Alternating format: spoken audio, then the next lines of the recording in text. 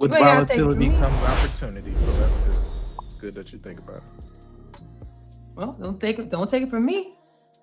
Take it from him. If you don't follow him, check him out. He's a great content creator, and he also is an investor. So has a great story.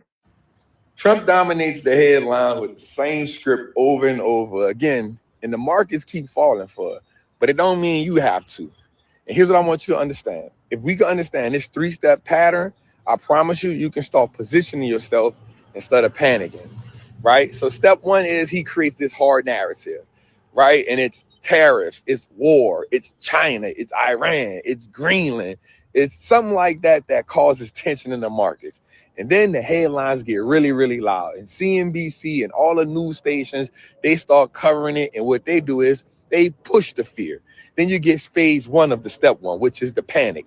The markets panic, stocks fall off, oil jump, gold jumps, and then the VIX, which is the volatility index, it surges really, really high.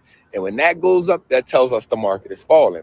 Yesterday, it got up to 30. So that tells us something. And then what's going to happen? When that happens, money is then going to run to safety. So all the money in the market going to go to safety, right? Then phase two happens.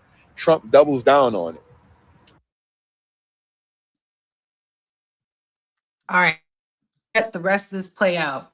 I just want y'all to see where this is going. So he's given basically some of the actions that's happened and what's happened in the market. And you're hearing it from him. He's laying it out. He did phase one. He's going to talk about phase two and then phase three.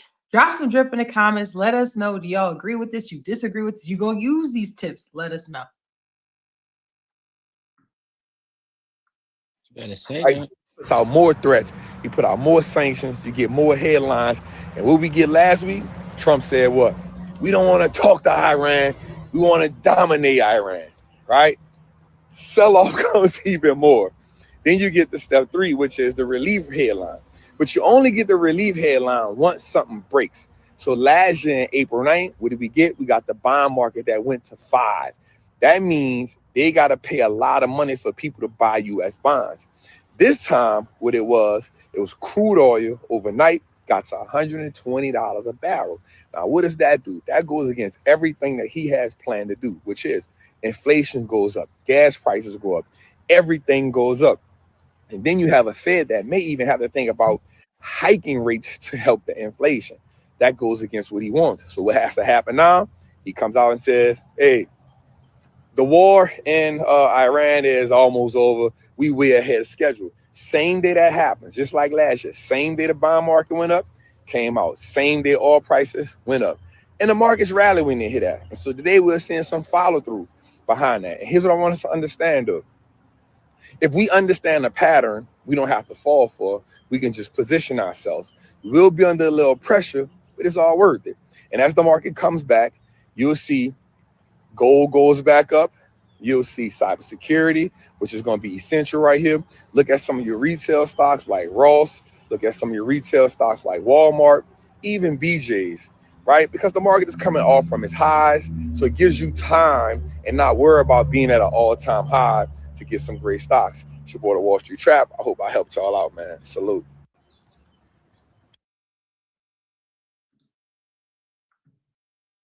So you heard it from him. He just gave a little bit of strategy on, we talked about a lot that's happening in the world, right?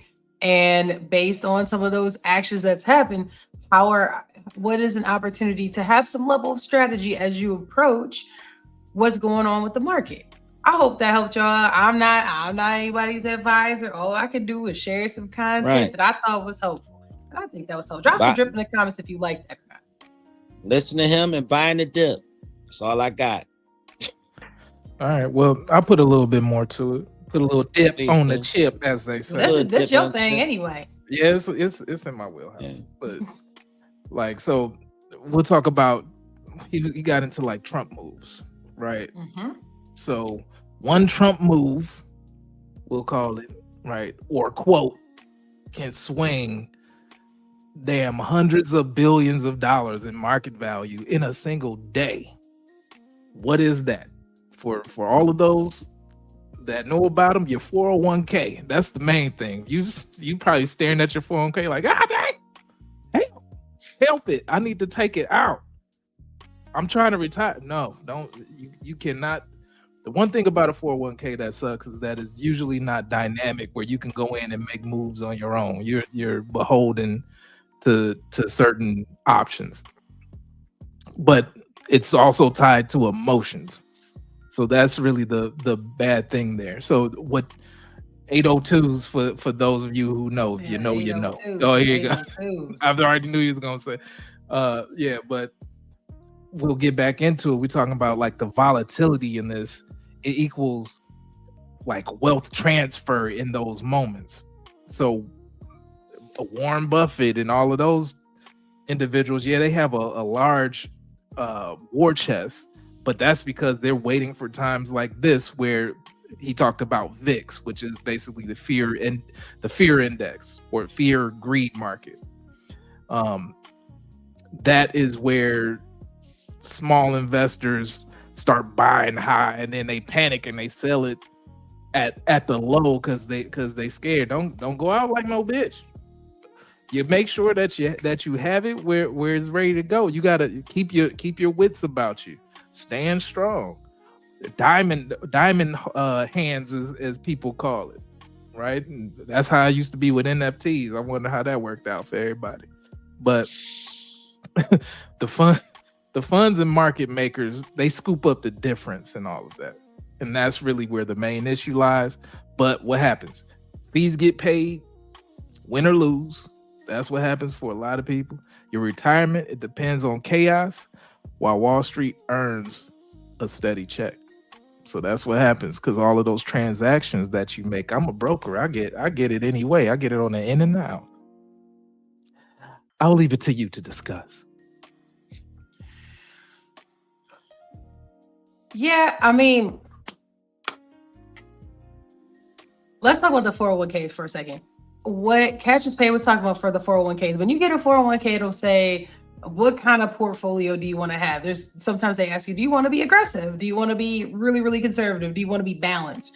That means that they're going to pick options for you that align with whatever that strategy is. Sometimes you get a chance to pick what you want your 401k to go into. A lot of people don't realize that if the market is doing bad, then your 401k does bad because your money is actually technically in the stock market.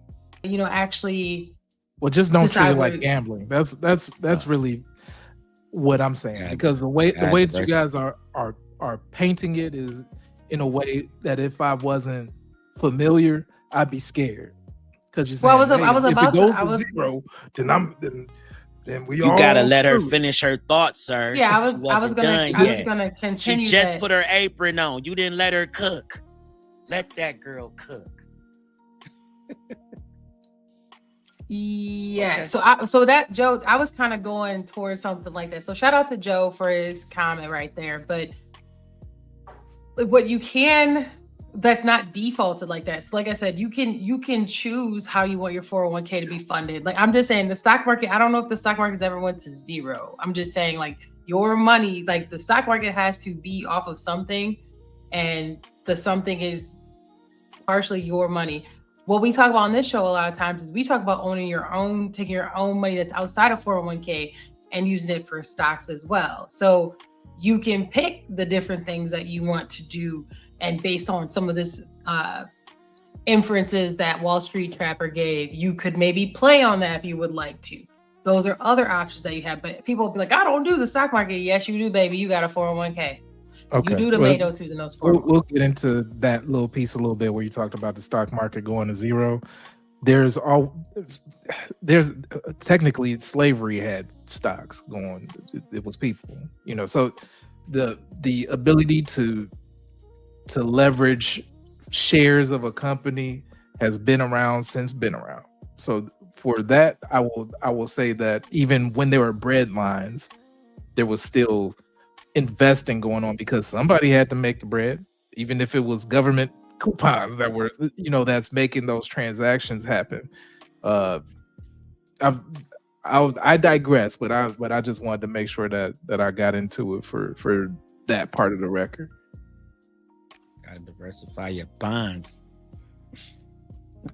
Yeah, when stuff goes well, low. I would say this. Right now, really is a good time to start looking into investments. I mean, you know, there's a lot of stocks that are not as expensive as they once were.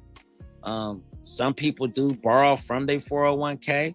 Just be smart about it. There's different things you can do with your money, you know, to kind of build a nice nest egg in times like this. Like you mentioned with Warren Buffett, a lot of different big investors, they keep a war chest for moments like this, because this is when people can get as rich as humanly possible, when the volatility is where it is. So It's that's where really a what lot of your millionaires are made during exactly. low times.